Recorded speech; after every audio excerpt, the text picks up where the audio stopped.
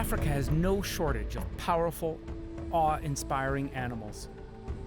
For 3 decades, I've had enormous respect for one such animal, the hippopotamus.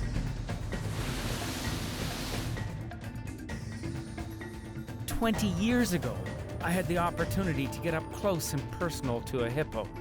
It happened while my wife Dee and I were on a 12-day solo canoe trip, and the unexpected happened. We were attacked.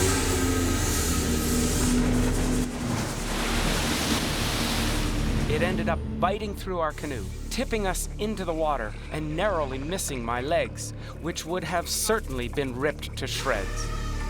I suspect we had floated over top of him. He was probably asleep, and we scared him. And I think when he bit the canoe, it scared him as much as it did us. We were lucky that day. We managed to repair our canoe and carry on.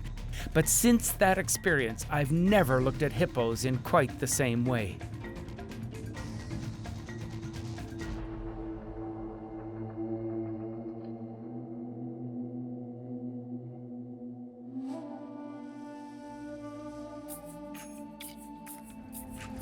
I've returned to Africa for a different kind of hippo experience.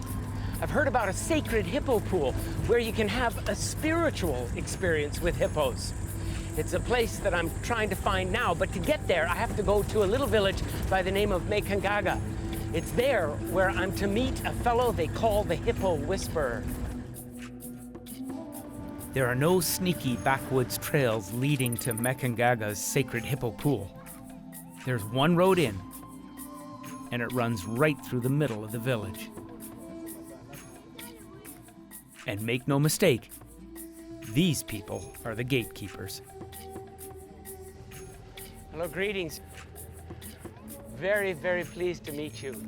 Sante sana. Karibu. Karibu. Yes, Makangaga. welcome to Makangaga. And this is the man who whisper with the hippos. This is the chairwoman Of the village. Very pleased to meet you. The chairman has already allowed us to go with Mr. Yahai. Oh, that's fantastic. Thank you very, very much. That's great. It looks like we are good to go. With official permission from the village, we continue our journey. The road in is brutal, and for the first while, passes through a rugged landscape. But then, out of nothing, the landscape blossoms, appearing before us, an oasis.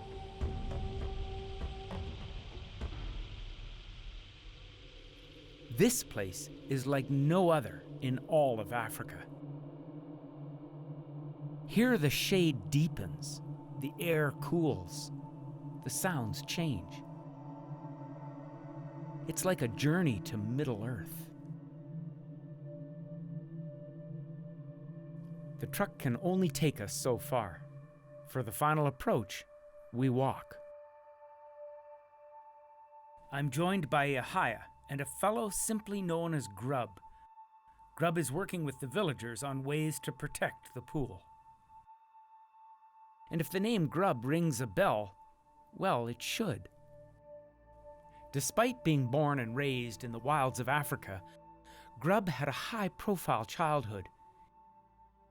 His mother is none other than the world-renowned conservationist Jane Goodall. Together, she and Grub hope to save this sanctuary. From the very first time I came here, I felt this special connection with the place here. You know, I remember walking down the slope, and it was almost like walking into a scene from Jurassic Park. You know, with the trees and the vines and the pool. There was something very magical and almost mysterious about this place that I fell in love with immediately.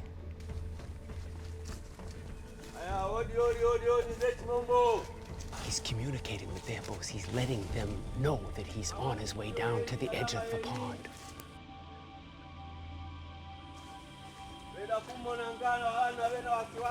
We are now getting very close to the pool. Then, something magical happens.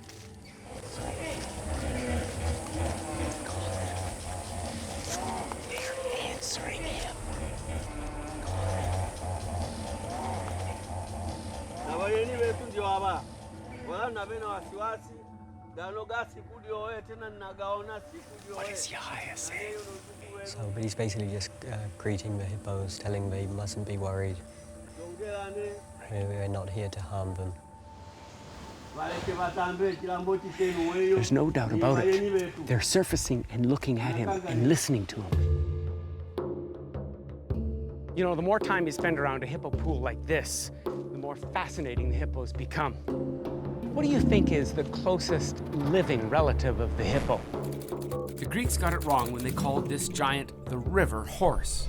Truth is, their closest relatives are whales and dolphins. Seeing hippos underwater, their likeness to the whale appears. But perhaps their most common trait with ocean mammals is how they communicate. Like whales, hippos call out, using infrasound and clicking noises.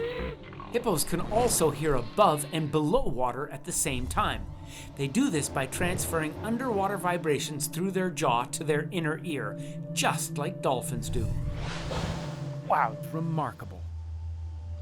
But what might even be more amazing is this has been going on for 100 years. Literally for 3 generations, Yahaya's family has watched over the pool.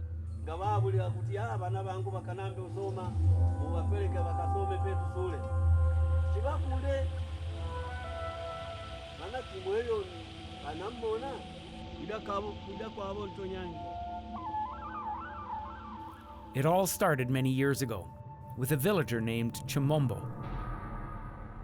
Chimombo was a fisherman, and one day he disappeared while fishing at this pond. Legend has it he had become a hippo. And to this day, the villagers believe these very hippos carry the souls of their ancestors.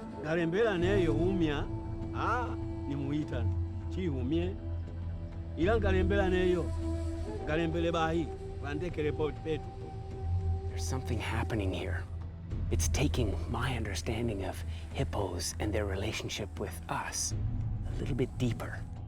It's a remarkable indication of the kind of spiritual connection that the local people have here with the hippos, and I find it fascinating.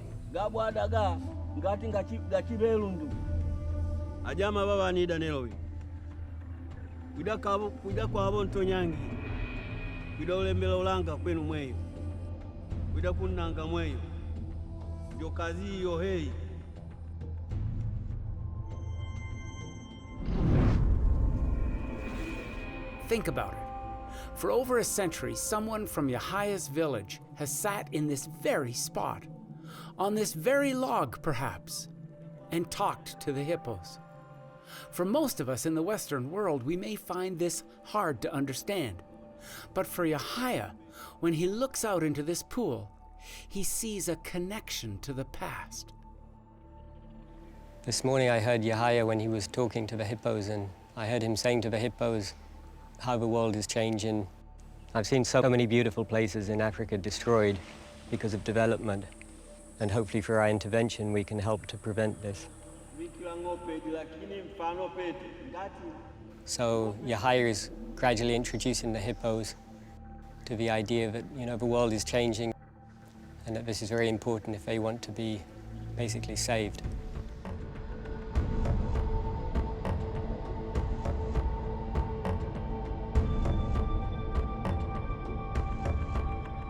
I've been traveling Africa for over 30 years, and I can count on one hand the number of places that I have visited that are this profoundly beautiful and tranquil.